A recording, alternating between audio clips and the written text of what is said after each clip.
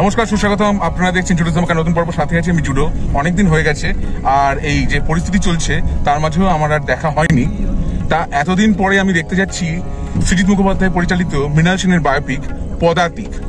Producer Firdausul Hasan এবং মৃণাল সেনের ভূমিকায় অভিনয় করছেন চঞ্চল চৌধুরী। আমার কেমন লাগলো ছবিটা দেখে, আমার অভিজ্ঞতা আপনাদের সঙ্গে আমি ভাগ করবো।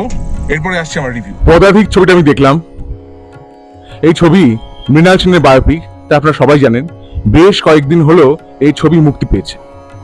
এই ছবিতে মৃণাল সেনের অল্প বয়সের ঘটনাও দেখানো হয়েছে, পরিণত বয়সের ঘটনাও দেখানো হয়েছে এবং বিভিন্ন ছবির ক্লিপিং ব্যবহার করা হয়েছে। কখনো তা মৃণাল সেনের পরিচালিত ছবির ক্লিপিং কিংবা সত্যজিৎ রায় পরিচালিত ছবির ক্লিপিং, সব মিক্স করে ছবিটি তৈরি করা হয়েছে। চঞ্চল চৌধুরী অভিনয় করেছেন মৃণাল সেনের ভূমিকায়। তিনি যথাসাধ্য চেষ্টা করেছেন, এর চেয়ে বেশি আর কিছু বলছি না আমি। কোরক সামন্ত অভিনয় করেছেন অল্প বয়সী মৃণাল সেনের ভূমিকায়। কোরক সামন্তর বেশ অনেকটা ভূমিকা আছে, অনেকটা সূত্রধরের মতো তাকে দেখা গেছে। ইন্টারভিউ ছবিতে রঞ্জিত মল্লিককে যেভাবে ব্যবহার করেছিলেন Mrinal Sen, breaking the fourth wall, মাঝে মাঝেই রঞ্জিত মল্লিক দর্শকদের দিকে তাকিয়ে কথা বলছিলেন এবং বলছিলেন যে আমি রঞ্জিত মল্লিক। যিনি আমার মায়ের ভূমিকায় অভিনয় করছেন তার নাম করুণা বন্দ্যোপাধ্যায়। এরকম নানা রকম কথাবার্তা বলেছিলেন। ট্রামের মধ্যে উঠে একটা ভিড় ট্রামে, সেইখানে সেই দৃশ্যটি গ্রহণ করেছিলেন মৃণাল সেন। এখানে ঠিক সেইভাবেই ট্রিবিউট জানিয়েছেন সৃজিত মুখোপাধ্যায়। কোরক সামন্ত হঠাৎ করে স্ক্রিনে দর্শকদের দিকে তাকিয়ে বললেন যে সৃজিতদা কিন্তু ওইখানে আছেন, পরিচালনা করছেন, এরকম নানা কথা। আবার চঞ্চল চৌধুরীকে দিয়েও ঠিক এইভাবে একইভাবে একটি দৃশ্য আমরা দেখতে পাই। ছোট বয়সের ফরিদপুরের মৃণাল সেনের যে বেড়ে ওঠা, স্বাধীনতা সংগ্রাম, পুলিশের হাতে গ্রেপ্তার হওয়া, তারপরে তার বিশিষ্ট আইনজীবী বাবার হাতে একটা থাপ্পড় খাওয়া, এগুলো দেখানো হয়েছে। তারপরে তার কলকাতায় চলে আসা। কলকাতা মানে তার কাছে হচ্ছে এল ডোরাডো, সেই কিংবদন্তি সোনার শহর। অনেকে আবার সোনার শহর না বলে একটি বিশেষ মানুষকেও অনেক সময় বলা হয় এল ডোরাডো, সোনার মানুষ, এরকম একটা ধারণাও আছে। কিন্তু কলকাতা সত্যি মৃণাল সেনের কাছে এল ডোরাডো। ভালো হতে পারে, মন্দ হতে পারে, কিন্তু তার কাছে এল ডোরাডো। সেই শহরে তিনি এলেন, একটি মেসে উঠলেন, পুলিশ ধরে নিয়ে গেল। তারপর যখন তিনি ছাড়া পেলেন, তখন কিন্তু তার বাবা তাকে ছাড়াতে এসে থাপ্পড় মারেননি, একটু পিঠ চাপড়ে দিলেন। এবং মৃণাল সেন তৃতীয় ভুবন বইতে লিখেছিলেন, বুঝলাম যে আমি বড় হয়ে গেছি। তবে এই ঘটনাটা 40-এর দশকে, মৃণাল সেন তখন ছাত্র। সেইখানে সেই সময় পুলিশ যখন কিছু বইপত্র, কাগজ ইত্যাদি বাজেয়াপ্ত করছে মৃণাল সেনের ঘর থেকে, তখন সেখানে এক জায়গায় দেখলাম গণশক্তি। গণশক্তি কিন্তু সেই সময় প্রকাশিত হয়নি। গণশক্তি প্রথম প্রকাশিত হয়েছিল 1967 সালে। তারপর আস্তে আস্তে তিনি মেডিকেল রিপ্রেজেন্টেটিভের কাজ নিলেন। তবে হাজরার কাছে একটা চায়ের দোকান ছিল, সেইখানে তিনি এবং তার বিশিষ্ট বন্ধুরা ঘন্টার পর ঘন্টা গল্প করতেন। Paradise cafe. সেই দোকানের মালিক দোকান খুব একটা দেখতেন না, দোকানের দায়িত্ব এই যুবকদের উপর ছেড়ে দিয়ে তিনি চলে যেতেন এবং ঘন্টার পর ঘন্টা ক্রিয়েটিভ আড্ডা হতো। কখনো পাবলো নেরুদার কবিতা, কখনো কোনো সিনেমা নিয়ে আড্ডা। এই দৃশ্যগুলো দেখিয়েছেন সৃজিত মুখোপাধ্যায়। সেই আড্ডায় উপস্থিত থাকতেন ঋত্বিক ঘটক কিংবা সলিল চৌধুরীর মতো ব্যক্তিত্বরা। এখানে ঋত্বিক ঘটকের নামটা পাল্টে করে দেওয়া হয়েছে ঋষিরাজ, যেমন সত্যজিৎ রায়ের নামটা পাল্টে করে দেওয়া হয়েছে মানিক্য রায়। সত্যজিৎ রায়ের ভূমিকায় অভিনয় করেছেন জিতু কমল। যেহেতু একই প্রোডাকশন, ফ্রেন্ডস কমিউনিকেশনস, তারাই প্রডিউস করেছিলেন অনিক দত্ত পরিচালিত অপরাজিত, যেখানে জিতু কমল সত্যজিৎ রায়ের ভূমিকায় মানে অপরাজিত রায়ের ভূমিকায় অভিনয় করেছিলেন। এখানেও তিনি অভিনয় করেছেন, যদিও বয়স্ক সত্যজিৎ রায়কে যখন দেখানো হয়েছে সেখানে মেকআপটা অত্যন্ত প্রকট হয়ে বোঝা যাচ্ছে, মনে হচ্ছে একটা মুখে মুখোশ পরানো আছে, মুখের শেপটাই হয়নি। সত্যজিৎ রায়ের মুখটা অনেকটা স্লিম হয়ে গিয়েছিল পরিণত বয়সে, বয়সকালে, তার মৃত্যুর আগ দিয়ে। সেই সময় সেইটা একেবারেই হয়নি, মুখের শেপটা একেবারেই হয়নি। এটা মেকআপের ভীষণ একটা গলতি বলা যেতে পারে। আর আর্টিফিশিয়াল ইন্টেলিজেন্সের মাধ্যমে কণ্ঠস্বর করা হয়েছে, সেটা সত্যজিৎ রায়ের কণ্ঠস্বর হোক কি উত্তম কুমারের কণ্ঠস্বর হোক, কণ্ঠস্বরগুলো খুব কানে লাগছে। সত্যজিৎ সরকার অভিনয় করেছেন ঋত্বিক ঘটকের অভিনয়, তার অভিনয় ভালো হয়েছে।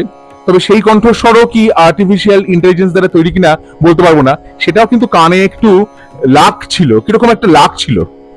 জিতু কমলের অভিনয় যেরকম অপরাজিত ছবিতে হয়েছিল সেরকমই হয়েছে, কিন্তু যে ব্যক্তিত্বদের আমরা চিনি, বিখ্যাত ব্যক্তিত্বদের, তাদেরকে পর্দায় যেভাবে দেখানো হয়েছে সেইভাবে ব্যক্তিত্বটা কিন্তু প্রকট হয়নি।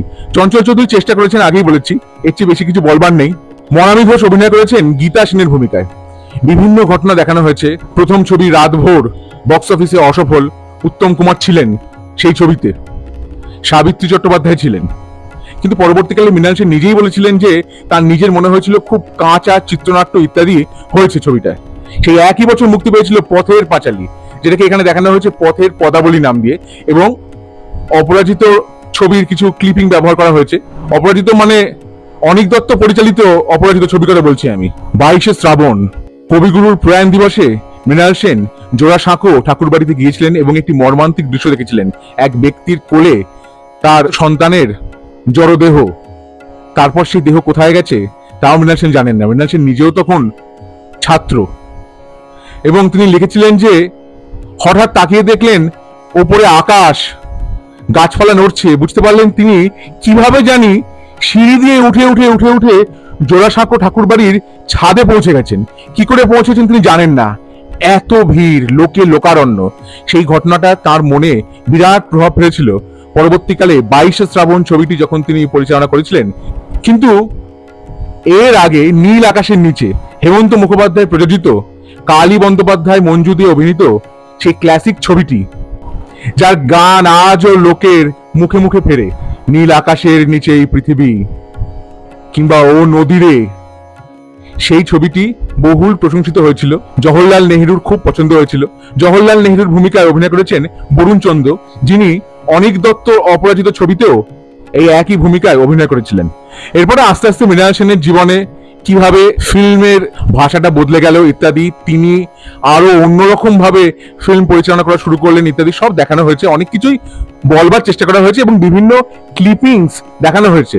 মৃণাল সেনের পরিচালিত ছবির ক্লিপিংস, সেটা কখনো আকালের সন্ধানে, কিংবা পদাতিক, কিংবা ইন্টারভিউ, একদিন প্রতিদিন, চালচিত্র ইত্যাদি। আবার মাঝে মধ্যে এখানে দেখানো হচ্ছে চঞ্চল চৌধুরীকে, যুবক মৃণাল সেন, যদিও যুবক মৃণাল সেনের ভূমিকায় চঞ্চল চৌধুরীকে খুব একটা মানায়নি। আর মেকআপের প্রসঙ্গে বলতে গেলে মেকআপ কিন্তু ঠিকঠাক হয়নি। আমাদের ধরে নিতে হচ্ছিল আসলে এমন একজন ব্যক্তিত্বকে নিয়ে এই ছবি এই ঘটনাবলী দেখতেই আপনার ভালো লাগবে, সেই জন্য কে অভিনয় করলো, কিভাবে করলো, সেইটা ঠিক ম্যাটার করেনি। নকশাল আন্দোলনের কথা এসেছে, তেমনি আস্তে আস্তে মৃণাল সেন যখন আন্তর্জাতিক মহলে সমাদৃত হলেন, সবাই তাকে সম্মান করতে লাগলো, সেই সব ঘটনা দেখানোও হয়েছে। বিদেশ যাত্রার ঘটনাও কিছু কিছু দেখানো হয়েছে, ভেনিস ইত্যাদি। ঋত্বিক ঘটকের কথা এসেছে, তেমনি এসেছে সত্যজিৎ রায়ের কথা। মৃণাল সেনের লেখা চার্লি চ্যাপলিন বইটির প্রচ্ছদ যে সত্যজিৎ রায় এঁকেছিলেন সেই প্রসঙ্গও এসেছে এই ছবিতে, সেটা শুনে ভালো লাগলো। আবার আকাশ কুসুম ছবি প্রসঙ্গে স্টেটসম্যানে সত্যজিৎ রায় এবং মৃণাল সেনের চিঠি নিয়ে একটা চিঠির যুদ্ধ হয়েছিল বলা যেতে পারে। খুব ফ্রেন্ডলি যুদ্ধ, কিন্তু অনেক দিন ধরে চলেছিল। তারপর একদল সত্যজিৎ রায়ের পক্ষ নিল, একদল মৃণাল সেনের পক্ষ নিল, ইত্যাদি ইত্যাদি ইত্যাদি। শেষে স্টেটসম্যানের যিনি সম্পাদক ছিলেন তিনি বললেন আর নয়। আর আস্তে আস্তে পরিবেশটা বেশ গুরুগম্ভীর হয়ে যাচ্ছিল। এরই একটি চিঠির মধ্যে সত্যজিৎ রায় লিখেছিলেন সেই বিখ্যাত line, a crow film is a crow film is a crow film. সেইটা নিয়ে সত্যজিৎ রায় বলেছিলেন যে আরো অনেক কিছু বলার ছিল। মৃণাল সেন বলেছিলেন যে এক ট্রাক ভর্তি যুক্তি আমার কাছেও ছিল ইত্যাদি, সেগুলো দেখানো হয়েছে। তবে মৃগয়ার কথাটা এসেছে, কিন্তু মিঠুন চক্রবর্তীর মতো দেখতে কোনো ব্যক্তিত্বকে বা কোনো অভিনেতাকে কেন দেখানো হলো না, সেই ব্যাপারটা আমার একটা প্রশ্ন থেকে গেল। আবার ভুবন সোমের আগে অমিতাভ বচ্চন রূপী এক অভিনেতাকে দেখানো হলো। অমিতাভ বচ্চন বলছিলেন আমি ভালো বাংলা বলতে পারি, কিন্তু যে হেয়ার স্টাইল দেখানো হয়েছে, ওই কান ঢাকা হেয়ার স্টাইল, ওটা 70 দশকের দিওয়ার বা জঞ্জিরে কিছুটা অমিতাভ বচ্চন সেই হেয়ার স্টাইলটা শুরু করেছিলেন। তার সেই হেয়ার স্টাইলের শুরু সেইখান থেকে। তখনও অবধি যখন এই ঘটনা দেখানো হয়েছে, তখনও কিন্তু তার হেয়ার স্টাইল ছিল আনন্দ কিংবা সাত হিন্দুস্তানি ছবির যে হেয়ার স্টাইল সেই রকম। আর একটি দৃশ্যে দেখানো হয়েছে মৃণাল সেন নিজের পোশাক খুলে ফেলছেন, ইয়াং মৃণাল সেন, তখন তিনি মেডিকেল রিপ্রেজেন্টেটিভ। সেই ঘটনাটা সত্যিই তার জীবনে ঘটেছিল। নিজের প্রতি হতাশায় তিনি করেছিলেন ওরকম। তাহলে পদাতিক ছবিটা দেখে আমার কেমন লাগলো, আমার অভিজ্ঞতা আপনাদের সঙ্গে আমি ভাগ করে নিলাম। আমার ভিডিও ভালো লেগে থাকলে অবশ্যই লাইক করুন, শেয়ার করুন, সাবস্ক্রাইব করুন আমার চ্যানেল, এবং আমার ফেসবুক পেজ জুডোস ধামাকা, সেটাকে লাইক করুন, ফলো করুন। পরের পর্বে ফিরছি নতুন কোনো চমক নিয়ে, নতুন কোনো ধামাকা নিয়ে। হ্যাস্টালা ভিস্টা জুডোস ধামাকা, লেটস ডু দ্য ধামাকা।